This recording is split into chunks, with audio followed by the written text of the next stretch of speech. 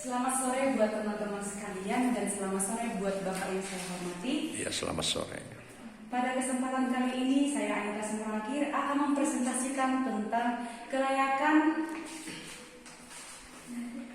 manfaat studi kelayakan bisnis.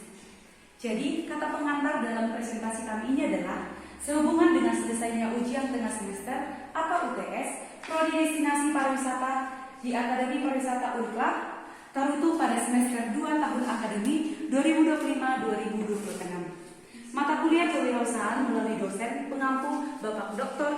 Jesslyn Simatupang, SAG MPDK.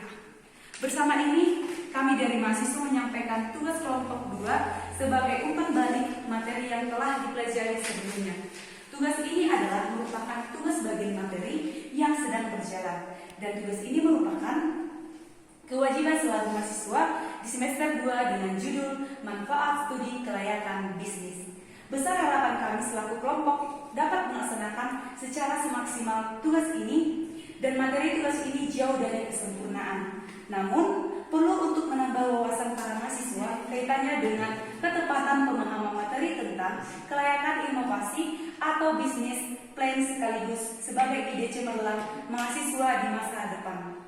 Besar harapan kami selaku kelompok 2, tugas ini dapat dijadikan sebagai nilai tambah oleh Bapak dosen dalam proses pembelajaran mata kuliah kewirausahaan di semester 2. Jangan biarkan lelahmu menjadi alasan untuk menyerah. Kerjakan tugas kuliahmu dengan semangat dan tekad yang kuat.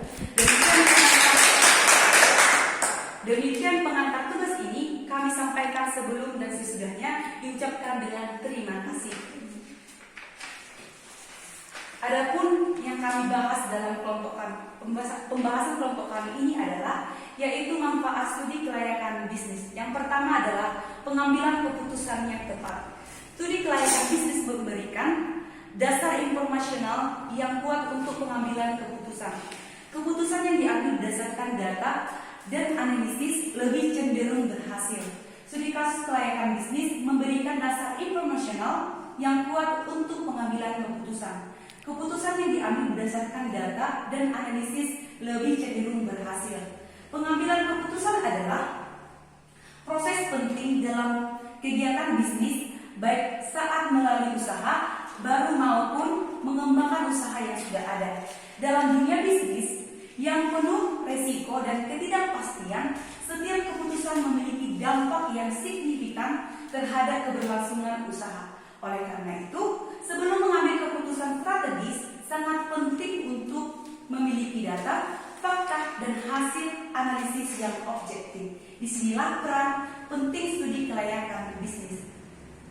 Studi kelayakan bisnis adalah kegiatan penelitian yang dilakukan untuk menilai sejauh mana suatu rencana bisnis memiliki kemungkinan untuk berhasil. Studi ini mencakup analisis terhadap berbagai aspek, seperti aspek pasar, aspek teknis, aspek hukum, aspek keuangan, dan aspek lingkungan. Hasil dari studi ini menjadi dasar untuk menentukan apakah sebuah rencana usaha layak dilanjutkan atau tidak. Menurut Suryana, pada tahun 2010, pengambilan keputusan yang tepat dalam dunia bisnis sangat tergantung pada ketersediaan informasi yang akurat dan relevan. Studi kelayakan memberikan kerangka kerja sistematis yang memungkinkan pengusaha untuk menilai potensi bisnis secara menyeluruh sehingga dapat menghindari pengambilan keputusan yang hanya didasarkan pada insting atau pemikiran. Menurut Kasmir dan Jafar pada 2012 menyatakan bahwa studi kelayakan bisnis membantu memberikan gambaran tentang tingkat resiko dan prospek keberhasilan dari suatu usaha. Keputusan bisnis yang diambil dengan mempertimbangkan hasil studi kelayakan cenderung lebih aman dan memiliki potensi jangka panjang yang lebih besar. Studi ini juga dapat mencegah kerugian besar di masa depan dengan mengidentifikasikan kendala sejak awal. Dan menurut Hussein Umar pada tahun 2003 menambahkan bahwa pengambilan keputusan bisnis sebaiknya tidak dilakukan dengan terburu-buru. Melalui studi kelayakan, semua variabel penting dalam bisnis dapat dianalisis lebih dalam sehingga keputusan yang diambil menjadi lebih logis dan rasional. Menurutnya, studi kelayakan juga meningkatkan kepercayaan investor atau pemberi dana karena menunjukkan bahwa pelaku usaha telah mempertimbangkan seluruh aspek dengan matang. Menurut penulis, studi kelayakan merupakan fondasi utama bagi siapapun yang ingin membuat keputusan yang efektif dan efisien dalam bisnis. Tanpa studi kelayakan, keputusan bisnis dapat menjadi tidak terarah, penuh asumsi, dan bisa membawa usaha ke arah kegagalan. Studi kelayakan memberikan kejelasan, mengurangi ketidakpastian, dan membantu pelaku usaha melihat gambaran nyata dari kondisi bisnis yang akan dijalani.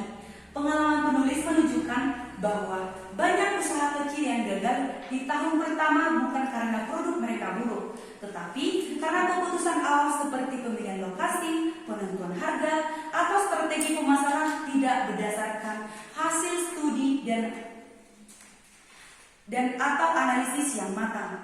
Oleh karena itu, sebelum memutuskan untuk memulai usaha sangat penting melakukan kajian kelayakan agar semua keputusan yang diambil benar-benar mendukung keberhasilan bisnis.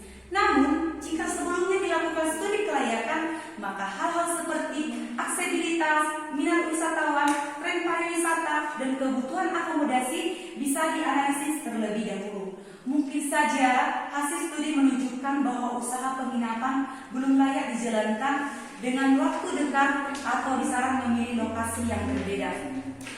Dari sini terlihat bahwa studi kelayakan dapat menghindarkan pelaku usaha dari kesalahan fatal dalam pengambilan keputusan.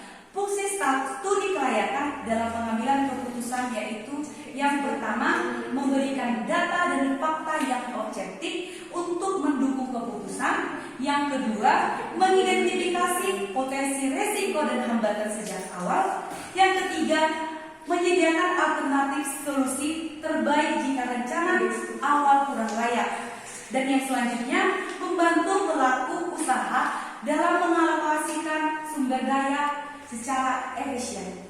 Dan yang selanjutnya adalah meningkatkan kepercayaan pihak luar atau investor, mitra, dan perbankan. Dan yang terakhir adalah mengurangi tingkat ketidakpastian dan meningkatkan akurasi perencanaan bisnis. Sekian dari penjelasan saya.